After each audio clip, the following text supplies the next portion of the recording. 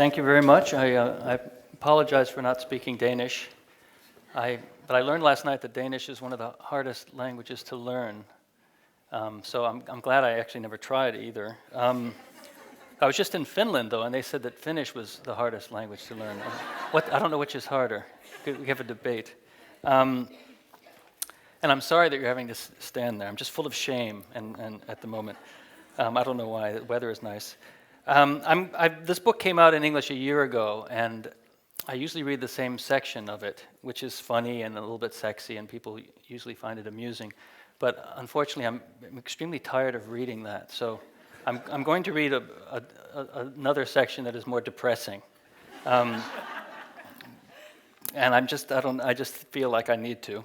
It's later in the book, so I have to explain a couple of things. The most significant fact about this, it's about a character named Leonard, and Leonard has manic depression. And in this section, he is having a manic episode that he has self-willed by manipulating his medication. So he's becoming manic. And what does that mean? Well, when you become manic, you feel all-powerful. You feel as though your brain can do anything. And in fact, usually you don't sleep for many days. Sometimes you can stay up writing or working. You're full of energy. You're hypersexual. And you just feel fantastic. He feels like Superman, basically. And his girlfriend, Madeleine, doesn't know that he's been messing with his medication and that he's doing this. He's also a biologist, so some of the things he's thinking here have to do with evolutionary biology. And the only other things that you need to know about this is, I saw an Irish bar in Copenhagen last night, so you probably all know in Irish bars when they give you Guinness, they put a shamrock in the foam. They do that, they probably do that everywhere. They certainly do that in New York. And Provincetown, this takes place on Cape Cod, which the scenery not unlike here actually, coastline. But Provincetown is known for being a gay capital, so there's some references to the nature of Provincetown. I haven't been here long enough to know the sexuality of the inhabitants. It could be the same here, any nice place by the coast. That's it, though, I think. Most of it will make sense. The Governor Bradford is a bar. The problem with being Superman was that everybody else was so slow. Even at a place like Pilgrim Lake, where everyone had high IQs, the pauses in people's speech were long enough for Leonard to drop his laundry and return before they finished their sentences. So he finished their sentences for them, to save everyone time. If you paid attention, it was amazingly easy to predict the predicate of a sentence from its subject. Only a few conversational gambits seemed to occur to most people. They didn't like it when you finished their sentences, however, or they liked it at first. At first, they thought it indicated a mutual understanding between the two of you. But if you did it repeatedly, they became annoyed, which was fine, since it meant that you didn't have to waste time talking to them anymore. This was harder on the person you lived with. Madeleine had been complaining about how impatient Leonard was. His tremor may have been gone, but he was always tapping his foot. Finally, just that afternoon, while helping Madeleine study for the GRE, Leonard, unhappy with the pace at which Madeleine was diagramming a logic problem, had grabbed the pen out of her hand. "This is an art class," he said. "You'll run out of time if you do it so slow. Come on." He drew the diagram in about 5 seconds before sitting back and folding his hands over his chest with a satisfied air. "Give me my pen," Madeleine said, snatching it back. "I'm just showing you how to do it." "Will you get out of here, please?" Madeleine cried. "You're being so annoying." And so it was that Leonard found himself, a few minutes later, vacating the unit in order to let Madeleine study. He decided to walk into Provincetown and lose more weight. He's also gained a lot of weight in his medication, so as he comes off, he's losing weight. He's also been impotent, so that's also changing. Lots of things are happening to him. Despite the cold, he wore only a sweater, gloves, and a new winter hat. A fur hunting cap with ear flaps that tied together. That's another thing manic depressives do. In the manic stage, they love to wear elaborate and sometimes flamboyant clothing. They get attached to, you might wear like a jacket that Elton John would wear, something like that with sequins. He here has gotten attached to this crazy fur hat. The winter sky was blue as he made his way out of the laboratory grounds and along Shore Road. Pilgrim Lake, not yet frozen, was full of freshwater reeds. The surrounding dunes looked comparatively tall, speckled with clumps of dune grass, except for stretches of white sand near the top where the wind kept anything from growing. Being alone increased the volume of information bombarding him. There was no one around to distract him from it. As Leonard strode along, thoughts stacked up in his head like air traffic over Logan Airport to the northwest. There were 1 or 2 jumbo jets full of big ideas, a fleet of 707s laden with the cargo of sensual impressions, the color of the sky, the smell of the sea, as well as Lear jets carrying rich, solitary impulses that wished to travel incognito. All these planes requested permission to land simultaneously. From the control tower in his head, Leonard radioed the aircraft, telling some to keep circling while ordering others to divert to another location entirely. The stream of traffic was never ending, the task of coordinating their arrivals constant from the minute Leonard woke up to the minute he went to sleep. But he was an old pro by now, after 2 weeks at Sweet Spot International. Tracking developments on his radar screen, Leonard could bring each plane in on schedule while trading a salty remark with the controller in the next seat and eating a sandwich, making everything look easy. All part of the job. The colder you were, the more calories you burned. His ebullient mood, the steady pumping of his heart, and the big, soft fur hat were enough to keep Leonard warm as he walked along, passing the big houses on the water and the shingled cottages cramming the little lanes. But when he finally arrived in the center of town, he was surprised to see how deserted it was, even on a weekend. Stores and restaurants had started closing up after Labor Day. Now, 2 weeks before Christmas, only a few were still operating. The Lobster Pot had closed, Nappy's was open, Front Street was open, the Crown and Anchor had closed. He was gratified, therefore, to find a small midday crowd gathered at the Governor Bradford. Climbing on a stool, he looked up at the television, trying to seem like a person with one thought in his head instead of 50. When the bartender came over, Leonard said, "Are you the Governor Bradford?" "Not me." "I'd like a pint of Guinness, please," Leonard said, swiveling on his stool and glancing at the other customers. His head was getting hot, but he didn't want to take off this hat. Of the 4 females in the bar, 3 were engaged in self-grooming, running their hands through their hair to indicate their readiness for copulation. The males responded by lowering their voices and sometimes pawing the females. If you ignored human qualities like speech and clothing, the primate behaviors became more apparent. When his Guinness arrived, Leonard swiveled back around to drink it. "You need to refine your shamrock technique," he said, gazing down into the glass. "Excuse me?" Leonard pointed at the foamy head. "This doesn't look like a shamrock. It looks like a figure 8. "You a bartender?" "No."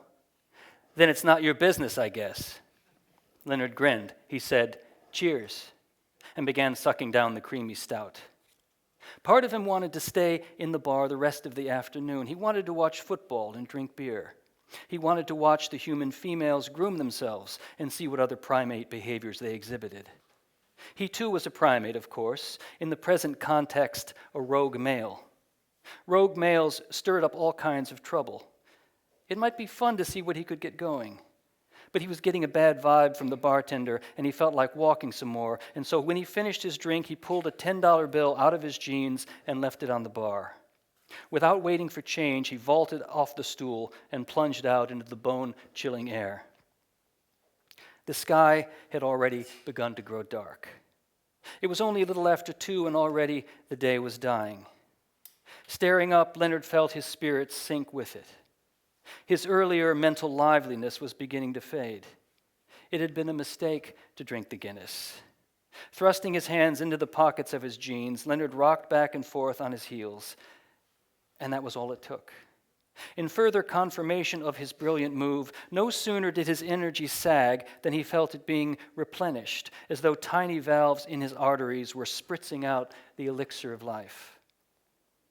Buoyed by his brain chemistry, he sauntered farther along Commercial Street. Up ahead, a guy in a leather cap and a jacket was going down the steps to the vault. The throbbing music inside escaped into the street until he closed the door after him. Homosexuality was an interesting topic from a Darwinian standpoint. A trait predisposing a population towards sterile sexual relations should have resulted in the disappearance of that trait. But the boys in the vault were evidence otherwise. It must be an autosomal transmission of some kind, the associated genes hitching rides on sisterly X chromosomes. Leonard proceeded on. He looked at the driftwood sculptures in the shuttered art galleries and the homoerotic postcards in the windows of the stationery store, still open. Right then he noticed a surprising thing. Across the street, a saltwater taffy shop appeared to be open. The neon sign was lit in the window, and he could see a figure moving around inside, something mysterious but insistent, something that called to his own primate nature, prompted him to draw nearer. He entered the shop, activating a bell on the door. The thing of interest that his cells had been telling him about turned out to be a teenage girl working behind the counter. She had red hair, high cheekbones, and a tight yellow sweater. "Can I help you?" "Yes. I have a question.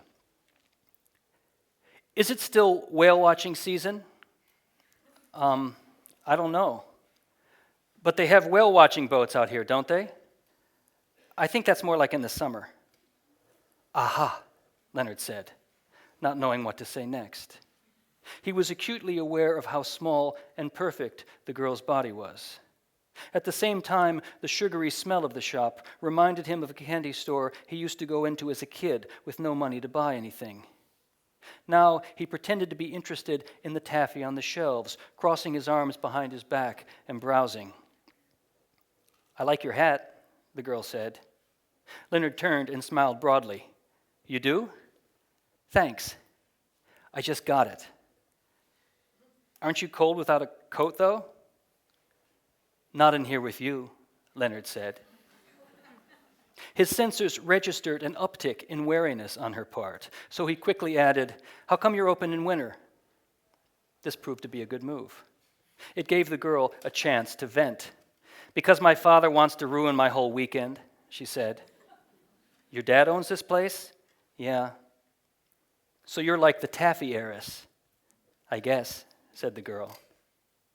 "You know what you should tell your dad? You should tell him it's December. Nobody wants saltwater taffy in December." "That's what I do tell him. He says people still drive up for the weekend, so we should stay open." "How many customers have come in today?" "Like 3, and now you." "Do you consider me a customer?" She shifted her weight to one hip, growing skeptical. "Well, you're in here." "I am definitely in here," Leonard said. "What's your name?" She hesitated. "Heidi." "Hi, Heidi." Maybe it was her blush or the tight fit of her sweater, or it was just part of being a Superman within reach of a Supergirl. But for whatever reason, Leonard felt himself getting hard at 5 paces. This was a piece of significant clinical data. He wished he had his moleskin notebook with him to write it down. "Heidi," Leonard said. "Hi, Heidi." "Hello," she said. "Hi, Heidi," Leonard repeated. "Heidi-ho, the Heidi-ho man. Have you ever heard of the Heidi-ho man, Heidi?" Cab Calloway, famous jazz musician, the Heidi-ho man. I'm not sure why they called him that. Hi-ho Silver, Hawaii 5-0. Her brow wrinkled.